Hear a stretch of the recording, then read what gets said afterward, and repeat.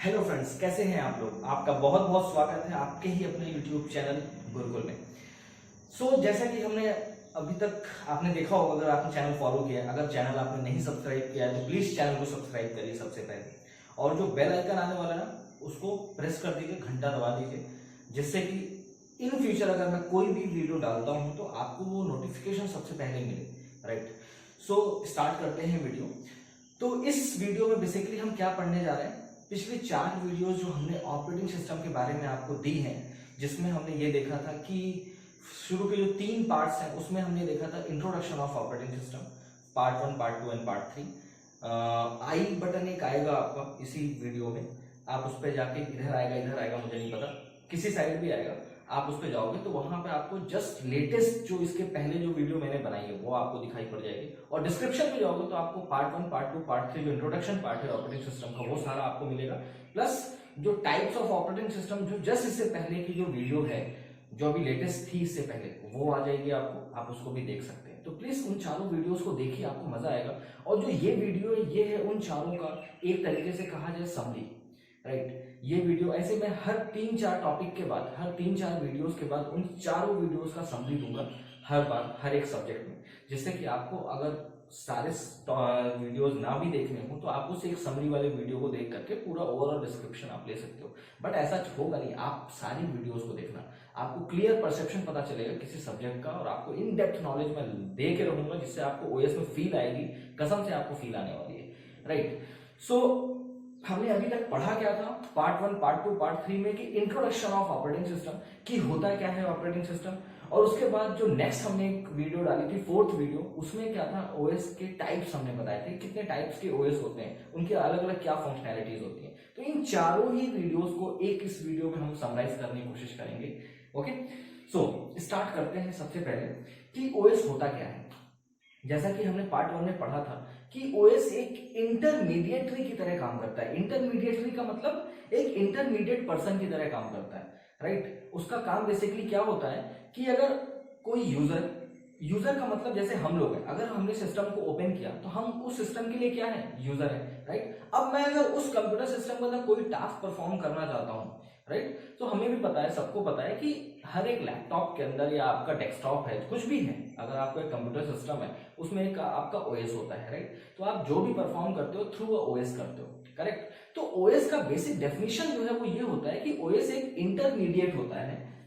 OS एक intermediate होता है किसके बीच में, यूजर और कंप्यूटर हार्डवेयर के बीच में। ठीक है, एक इंटरमीडिएट की तरह काम करता है। अब इंटरमीडिएट का मतलब क्या हो गया, इसको मैं एक बहुत रियल लाइफ एग्जांपल से आपको समझाने की कोशिश करता हूं। सपोज आप किसी कंट्री में गए, राइट, अगर वहां की आपको नेटिव लैंग्वेज नहीं पता है, सपोज आप जापान में, वहां आपको जापानीज नहीं आती है, करेक्ट, तो आप वहां के लोगों से कम्युनिकेट कर ही नहीं सकते, डायरेक्टली नहीं कर सकते ना, क्योंकि आप तो इंग्लिश जानते हो या हिंदी जानते हो या अपने स्टेट की जो लोकल लैंग्वेज है वो जानते होगे। आप जापानीज नहीं जानते हो, अगर आप जापानीज नहीं जानते हो तो उनसे कम्युनिकेट कैसे करोगे, नहीं कर सकते। करेक्ट, उसी तरीके से यहाँ पे तो आपको अगर उनसे डायरेक्टली कम्युनिकेट करना है तो आपको सबसे पहले क्या करना पड़ेगा, वहां की जो उनकी नेटिव लैंग्वेज है, मीन जो जापानीज है वो आपको सीखनी पड़ेगी। अगर आप जापानीज सीख जाओगे जापानीज, देन आप उनसे डायरेक्टली कम्युनिकेट कर सकते हो। ओके, उसी तरीके से यहाँ पे अगर ये ओएस सिस्टम में ना हो, राइट, अगर ये ओएस सिस्टम में है तो डेफिनेशन क्या कहती है कि यूजर को कोई भी अगर कंप्यूटर हार्डवेयर एक्सेस करना है थ्रू ऑपरेटिंग सिस्टम उन हार्डवेयर को एक्सेस कर सकता है। मींस अगर यूजर चाहे कि डायरेक्टली उस हार्डवेयर को एक्सेस करे तो वो नहीं कर सकता, उसको हमेशा किससे जाना पड़ेगा, ऑपरेटिंग सिस्टम के थ्रू होते हुए जाना पड़ेगा कंप्यूटर हार्डवेयर के पास। राइट, और हमें कोई भी टास्क अगर कंप्यूटर में परफॉर्म करना होता है तो उन टास्क को परफॉर्म करने के लिए सिस्टम में कुछ उसके स्पेसिफिकली उस टास्क के लिए जो है रिक्वायर्ड हार्डवेयर की नीड होती है, तो उन हार्डवेयर को यूज करके ही हम किसी टास्क को परफॉर्म कर सकते हैं। ओके, तो यूजर को अगर कोई हार्डवेयर चाहिए किसी टास्क को परफॉर्म करने में तो वो ओएस से रिक्वेस्ट करेगा, और ओएस उसकी रिक्वेस्ट को ग्रांट करता है या नहीं करता है, वो हमने वीडियोस में, बाकी वीडियोस में देखी है कि कैसे रिक्वेस्ट, जो थर्ड पार्ट है आपको उसमें मैंने यही बताया है कि अगर यूजर रिक्वेस्ट करता है ओएस को तो उस रिक्वेस्ट को ओएस किस तरीके से हैंडल करता है। राइट, तो उस based on that request OS उस हार्डवेयर को एक्सेस करने की परमिशन किसको दे देगा, यूजर को। But in the middle of this discussion एक और चीज बीच में निकल के क्या आती है कि अगर ये ओएस ना हो, अगर ये ओएस ना हो तो क्या यूजर डायरेक्टली इन हार्डवेयर को एक्सेस नहीं कर सकता? तो यही चीज सीधे रिजेंबल किससे करती है? इस एग्जांपल से कि आप अगर जापान गए और वहां की लैंग्वेज आपको नहीं पता है, जापानीज आपको नहीं पता है, तो आप वहां के लोगों से डायरेक्टली तो कम्युनिकेट नहीं कर सकते, करेक्ट? अगर आपको उनसे कम्युनिकेट करना है डायरेक्ट वे में, सीधे सीधे बात करनी है, तो आपको वहां की जापानीज सीखनी पड़ेगी, राइट? उसी तरीके से अगर यूजर को डायरेक्ट इन हार्डवेयर को एक्सेस करना है तो उसे इन हार्डवेयर के मशीन लैंग्वेज कोड के बारे में पता होना चाहिए। अगर उसे इन हार्डवेयर के मशीन लैंग्वेज कोड के बारे में पता है, देन यूजर इन हार्डवेयर को डायरेक्टली एक्सेस कर सकता है, अदरवाइज वो नहीं कर सकता इन हार्डवेयर को डायरेक्ट एक्सेस, राइट? उसी तरीके से अगर आप जापान गए और आपको वहां के लोगों से कम्युनिकेट करना है और आपको जापानीज नहीं आती है, देन आपको क्या करना पड़ेगा? एक टेलीप्रॉम्प्टर रखना पड़ेगा या फिर एक मिडिल मैन रखना पड़ेगा, ठीक है, जिसको हम गाइड भी बोल सकते हैं, जो आपकी मदद करेगा। उससे जापानीज भी आती है, उसको आपकी भी लैंग्वेज आती है, इंग्लिश आती है, उसको दोनों ही लैंग्वेज आती है, राइट? तो आप उससे इंग्लिश में बोलोगे, वो उस इंग्लिश को जापानीज में कन्वर्ट करके जिससे भी आप बात करना चाहते हो थर्ड पर्सन से, उससे वो आपकी बात पहुंचाएगा, जिससे कि थर्ड पर्सन जो है वो आपके साथ फिर कम्युनिकेट कर सकता है। तो वो जो मिडिल मैन है ना, जिसको इंग्लिश और वो जापानीज दोनों ही लैंग्वेज आती है, उसको हम क्या बोल सकते हैं यहाँ पे? Operating system.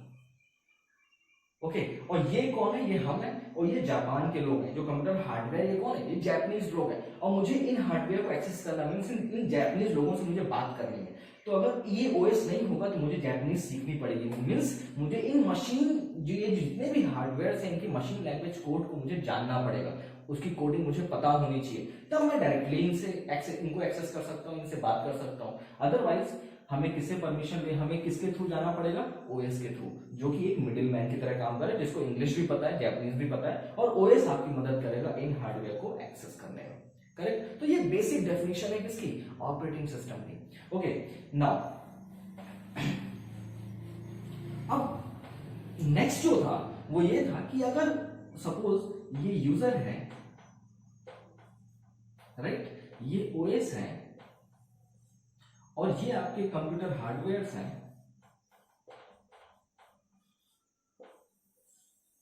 ये कंप्यूटर हार्डवेयर हैं, right?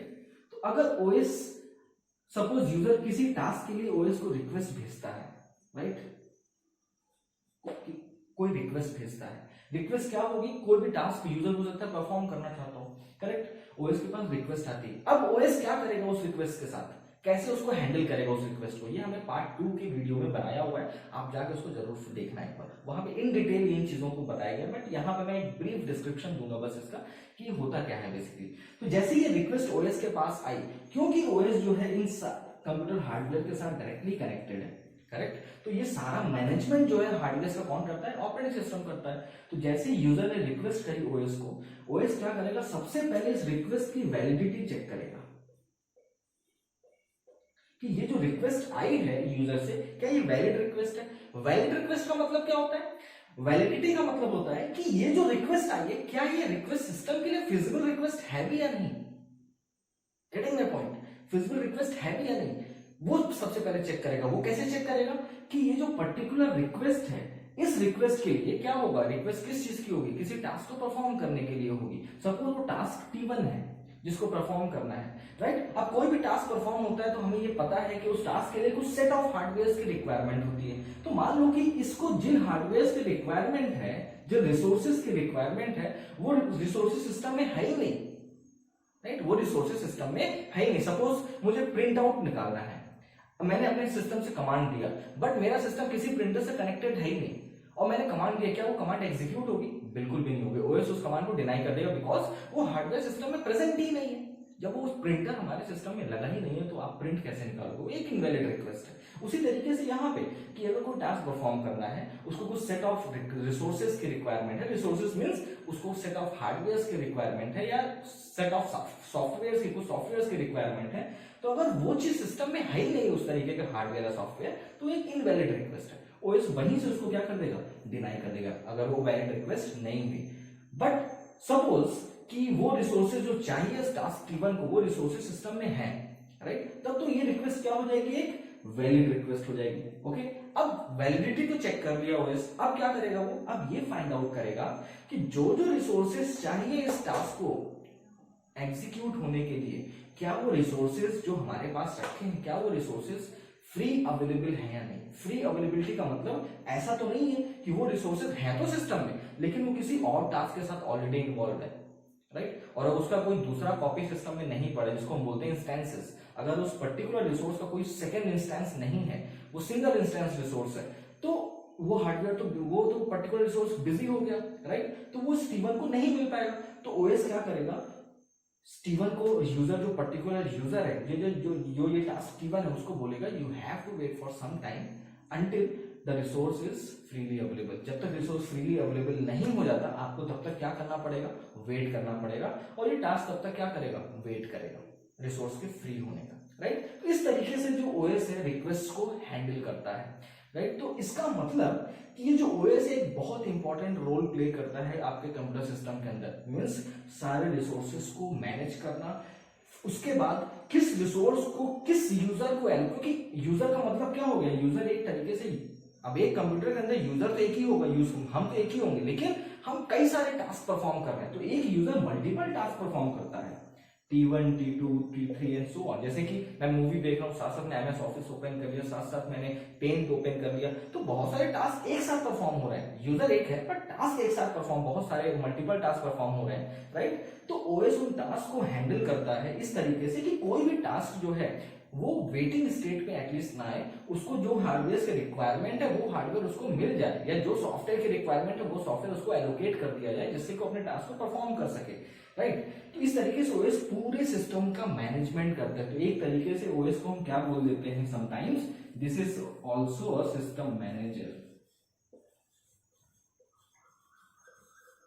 This is also a system manager. एक सिस्टम मैनेजर होता है, पूरे सिस्टम का मैनेजमेंट करता है, राइट। रिसोर्स को एलोकेट करना, टास्क जो डिफरेंट टास्क हैं उनको, फिर वहां से जब वो टास्क कंप्लीट हो जाए तो वहां से उसको डी एलोकेट करना, फिर किसी नए टास्क में वो रिसोर्सेज एलोकेट करना based on the requirement, right. वो सारी चीजें यहाँ पे ओएस आपका मैनेज करता है। तो ओएस को रिसोर्स मैनेजर या सिस्टम मैनेजर भी बोलते हैं, सिस्टम मैनेजर बोलो या फिर इसको रिसोर्स मैनेजर भी हम बोलते हैं। तो इस तरीके से बेसिक फंक्शनैलिटी होती है आपकी ऑपरेटिंग सिस्टम की। ओके, नाउ इसके बाद हमने देखा था, नेक्स्ट जो चीज हमने देखी थी वो ये थी कि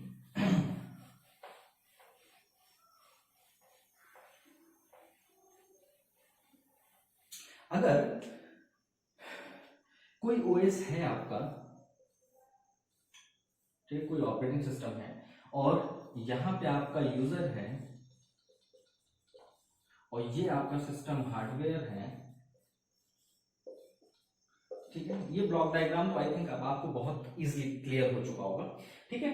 तो जितने भी आपके सॉफ्टवेयर्स होते हैं, अच्छा सॉफ्टवेयर कितने तरीके के होते हैं, कितने कैटेगरी में सॉफ्टवेयर को डिवाइड करते हैं, तो सॉफ्टवेयर की कैटेगरीज जो बेसिकली होती है वो दो टाइप की होती है। ये भी मैंने आपको डिस्कस किया आई थिंक पार्ट 2 में, राइट। एक होता है आपका सिस्टम सॉफ्टवेयर, और दूसरा जो होता है वो होता है आपका एप्लीकेशन सॉफ्टवेयर, या इसको यूजर बेस्ड सॉफ्टवेयर भी बोलते हैं।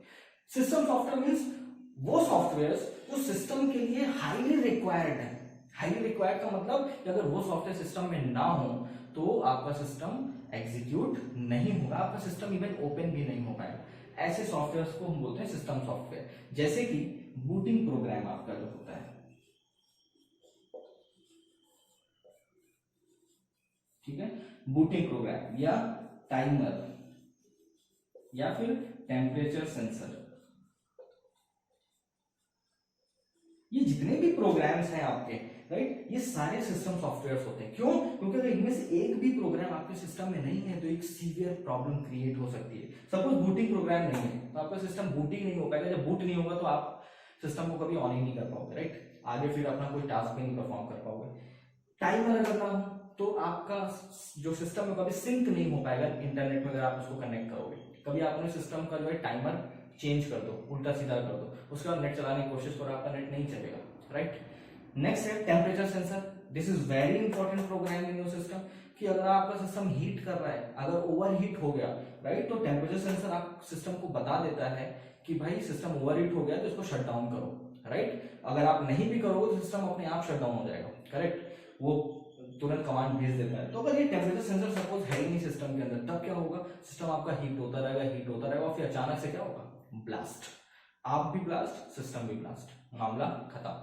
ओके, सो ये सारे ही सॉफ्टवेयर वेरी इंपॉर्टेंट सॉफ्टवेयर आपके कंप्यूटर सिस्टम के लिए, इनका होना अत्यंत ही आवश्यक है, अत्यंत आवश्यक है। Okay, now let's talk about application software. तो ये जो अच्छा आपने देखा होगा सिस्टम सॉफ्टवेयर के बारे में, अगर आप कोई भी सिस्टम अपना कोई लैपटॉप खरीदते हो, इवन मोबाइल भी खरीदते हो, सपोज 64 GB का खरीदते हो, तो क्या 64 GB का जो आपका रैम होता है, जो 64 GB उसकी मेमोरी जो होती है, फॉर एन एग्जांपल, तो क्या उसमें पूरी की पूरी मेमोरी आप यूटिलाइज करते हो? बिल्कुल भी नहीं। उसमें से कुछ जीबी ऑफ मेमोरी जो ऑलरेडी ऑक्यूपाइड रहती है, वो ऑक्यूपाइड किससे होती है? इन्हीं सिस्टम सॉफ्टवेयर ऑक्यूपाइड होती है। ये ऑलरेडी वहां पे रखे होते हैं, क्योंकि इनके बिना तो आपका सिस्टम चलेगा नहीं, तो इनका होना बहुत जरूरी है। करेक्ट। तो एप्लीकेशन सॉफ्टवेयर की बात करें तो एप्लीकेशन सॉफ्टवेयर वो टाइप के सॉफ्टवेयर होते हैं जिनका सिस्टम में होना या ना होना बहुत ज्यादा मैटर नहीं करता है। ये सिर्फ यूजर के विश पे डिपेंड करता है, ठीक है। जैसे कि VLC मीडिया प्लेयर, अब VLC मीडिया प्लेयर आपका एक एप्लीकेशन सॉफ्टवेयर है, उसका काम क्या है? मूवीज देख, अगर मुझे देखनी है तो VLC पे देख लिया, कोई गाना सुनना है VLC पे देख लिया, राइट। अगर VLC ना हो तो विंडोज मीडिया प्लेयर आपके पास ऑलरेडी होगा, राइट, विंडोज मीडिया प्लेयर पे देख लेंगे, करेक्ट। तो ऐसा तो है नहीं VLC मैंने अनइंस्टॉल कर दिया तो आपका सिस्टम जो है ठप हो जाएगा, ऐसा बिल्कुल भी नहीं है, वो चलेगा, बहुत परफेक्ट चलेगा, कोई प्रॉब्लम नहीं आने वाली। तो एक एप्लीकेशन सॉफ्टवेयर है, एक जस्ट आपको क्या कह सकते हैं उसको, कि एक आपको एक्स्ट्रा बेनिफिट प्रोवाइड करता है, एक तरीके से एक्स्ट्रा एडवांटेज प्रोवाइड करता है, और easy to handle system provide करता है, जिससे कि आप उसको यूज करके अपने टास्क को इजीली परफॉर्म कर सके, दैट्स इट। उसके अलावा और इसका कोई काम नहीं है। तो जैसे VLC मीडिया प्लेयर हो गया, MS ऑफिस हो गया, ठीक है, तो ये सारे आपके क्या है? एप्लीकेशन सॉफ्टवेयर है, ठीक है। इनका होना ना होना इससे सिस्टम से कोई लेना देना नहीं है, नहीं भी होंगे तो भी कोई दिक्कत नहीं, होंगे तो भी कोई दिक्कत नहीं, ओके। इससे सिर्फ यूजर को बेनिफिट मिलता है, तो बेनिफिट ऑफ द यूजर होता है सिर्फ ये। तो ये इस तरीके के सॉफ्टवेयर जिनको हम सिस्टम सॉफ्टवेयर बोलते हैं, राइट। अब ये दोनों ही तरीके के जो सॉफ्टवेयर है, चाहे वो सिस्टम बेस्ड सॉफ्टवेयर हो चाहे एप्लीकेशन बेस्ड सॉफ्टवेयर हो, ये दोनों ही तरीके के सॉफ्टवेयर आपके ऑपरेटिंग सिस्टम के सरफेस पे इंस्टॉल किए जाते हैं। ये दोनों ही तरीके के सॉफ्टवेयर कहां पे इंस्टॉल किए जाते हैं? ऑपरेटिंग सिस्टम के सरफेस पे इंस्टॉल किए जाते हैं। इसका मतलब क्या हुआ? ऑपरेटिंग सिस्टम के ऊपर इंस्टॉल किए जाते हैं। इट मींस इन सॉफ्टवेयर्स को भी कोई परमिशन नहीं है कि वो इन हार्डवेयर्स को, सिस्टम रिलेटेड हार्डवेयर्स को डायरेक्टली एक्सेस कर पाए। अगर उन्हें भी अगर ये हार्डवेयर एक्सेस करना है तो थ्रू OS के थ्रू ही वो इन हार्डवेयर्स को एक्सेस कर सकते हैं, डायरेक्टली एक्सेस नहीं कर सकते। इसलिए OS को क्या बोलते हैं? सिस्टम का डॉन बोलते हैं, ठीक है। OS को क्या बोलते हैं? सिस्टम का डॉन बोलते हैं। इसलिए इसको डॉन बोला जाता है सिस्टम में, क्योंकि ये हर चीज कंट्रोल करके रखता है। इसके बिना परमिशन कोई जो है कोई परिंदा जो है फड़फड़ा भी नहीं सकता, राइट। मुझे वो डायलॉग याद नहीं आ रहा है, ठीक है, ऐसे ही कुछ है, राइट। तो परिंदा फड़फड़ा भी नहीं सकता अगर OS परमिशन ना दे तो OS का होना बहुत जरूरी है। सिर्फ जैसे किसी कंट्री में उसकी गवर्नमेंट का होना बहुत जरूरी है, राइट। तो एक गवर्नमेंट की तरह काम करता है सिस्टम के अंदर, एक इन्वायरमेंट प्रोवाइड करता है जहां पे लोग आराम से काम कर सकें। Okay, so this is all about the basic functionalities of operating system. Now अब बात करते हैं इसके गोल्स की। तो जैसा कि मैंने आपको बताया है पिछली वीडियोस में, मैंने आपको बताया है कि दो गोल्स होते हैं। हमने गोल्स को बेसिकली दो पार्ट्स में डिवाइड किया, दो प्रॉपर्टीज में डिवाइड। एक तो होता है जिसको हम बोलते हैं प्राइमरी गोल, ठीक है। दूसरा होता है जिसको हम बोलते हैं सेकेंडरी गोल, ठीक है। Primary goal and secondary goal. Primary goal मतलब हाई प्रायोरिटी गोल, राइट। सेकेंडरी गोल मतलब उससे थोड़ी लो प्रायोरिटी गोल्स। तो OS को क्यों बनाया गया? कुछ ना कुछ तो गोल होगा इसका, राइट। तो प्राइमरी गोल OS का क्या था? यूजर कन्वीनियंस, यूजर के कन्वीनियंस के लिए OS को बनाया गया, ये इसका प्राइमरी गोल था। सेकेंडरी गोल क्या था? Efficiency, correct. तो वहां पे मैंने एक क्वेश्चन भी अराइज किया था, इफिशियंसी को प्राइमरी गोल होना चाहिए था और यूजर कन्वीनियंस सेकेंडरी गोल हो सकता था, बट यहाँ पे तो जस्ट उल्टा है। यूजर कन्वीनियंस हमारा प्राइमरी गोल है OS को डिजाइन करने का, और सेकेंडरी गोल क्या है? इफिशियंसी। क्यों ऐसा है? तो वहां पे मैंने आपसे कुछ सर्टेन क्वेश्चंस पूछे थे। कौन कौन से क्वेश्चंस पूछे थे? इस वीडियो को स्टॉप करिए और कमेंट बॉक्स में जरूर लिखिए उन क्वेश्चंस को जो मैंने आपसे पूछे थे, राइट। क्या क्वेश्चंस थे? पहला क्वेश्चन था कि कौन सा OS है जो फ्रीली अवेलेबल है मार्केट में? फर्स्ट क्वेश्चन, कौन सा OS होता है जो फ्री अवेलेबल होता है? यूनिक्स, यस और नो, राइट। सेकंड क्वेश्चन था कौन सा ओएस है जो लाइट वेटेड है, अगेन यूनिक्स। थर्ड क्वेश्चन कौन सा ओएस ऐसा है जो वायरस फ्री है, जिसमें वायरस नहीं होता, अगेन यूनिक्स। फोर्थ क्वेश्चन कौन सा ओएस है जिसका एग्जीक्यूशन बहुत फास्ट होता है, फास्टेस्ट एग्जीक्यूशन होता है, अगेन यूनिक्स, क्योंकि लाइट वेटेड है तो ऑब्वियसली फास्ट होगा, राइट। तो इन चारों ही क्वेश्चन के आंसर क्या हुए, Unix. But final question, fifth question जो इस चीज को समझा देगा वो क्या है कि मोर देन 70% लोग कौन सा ओएस यूज करते हैं, मोर देन 70% कौन सा ओएस यूज करते हैं। अगर आपका आंसर क्या है बताइए, आपका आंसर क्या होगा, विंडोज, हाँ या ना, हाँ या ना, करेक्ट है ना। 70% से ज्यादा लोग जो है क्या यूज करते हैं, विंडोज। अभी आप मेरी वीडियोस देख रहे हो, आप भी हो सकता है विंडोज ही लैपटॉप यूज करते हो, देखो अपने लैपटॉप को, है ना। So most of the people uses Windows, why, because it is user friendly ना, इसको कोई भी एक्सेस कर सकता है, कोई भी इसको इजीली चला सकता है, भले वो कंप्यूटर की उसको बेसिक नॉलेज ना हो, लेकिन अगर आप उसको विंडोज बेस्ड लैपटॉप दे दो, विंडोज बेस्ड डेस्कटॉप दे दो, या कोई भी सिस्टम दे दो विंडोज बेस्ड, तो उसको वो इजीली एक्सेस कर सकता है। शुरू में थोड़ी सी प्रॉब्लम में भी उसको हैंडल करने में हो सकती है, बट एक बार अगर उसको देख लिया उसने, उसके बाद उसको इजीली हैंडल कर सकता है। बट यूनिक्स में क्या है, आपको हर एक चीज के लिए कमांड देनी है, राइट, टर्मिनल में जाकर के उसके, तो कमांड देना सबके बस की बात नहीं, जो उसके बारे में पढ़ा है वो वही कमांड दे सकता है, मैं नहीं दे सकता। आपने अगर आपने पढ़ा है आप दे सकते हैं, अगर नहीं पढ़ा तो आप नहीं दे सकते।